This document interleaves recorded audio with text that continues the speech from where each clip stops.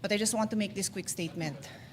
Parang walang nangyari. Yan po ang statement ng ating butihing Senadora Risa Hontiveros. Siguro po para sa inyong mga wala dito. Pero para sa amin na nandito, napakaraming nangyari. Takot na takot po ako na kailangan ko na magpaalam sa mga anak ko. At yung staff ko, 2 pintuan ang pagitan ko sa putukan. Yung staff ko na si Claire, na 20 years na sa akin, nandun siya sa labas. She has a 12-year-old son. Kinuwento niya sa akin lately na tumatakbo siya, hindi niya alam kung saan siya pupunta. Kaya para sabihin niyo na walang nangyari.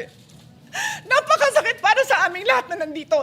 And as I said, 2 pintuan na nagpo-protect sa akin sa putukan.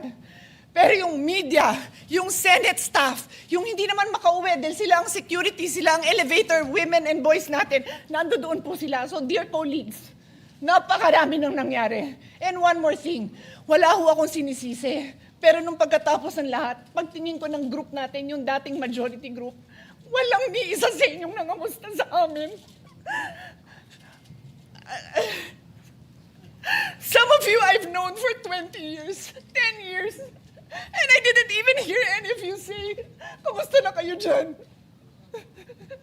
Napakasakit mo sa akin. Sobrang sakit.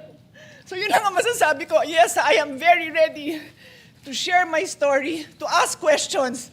Pero kung wala ho kayo dito, huwag niyong questionin yung mga nangyari sa mga nandito. Dahil nandito kami, kasama ng staff namin, Senate staff. You have your own story. I respect that. But please respect my own story. Thank you, Mr. President.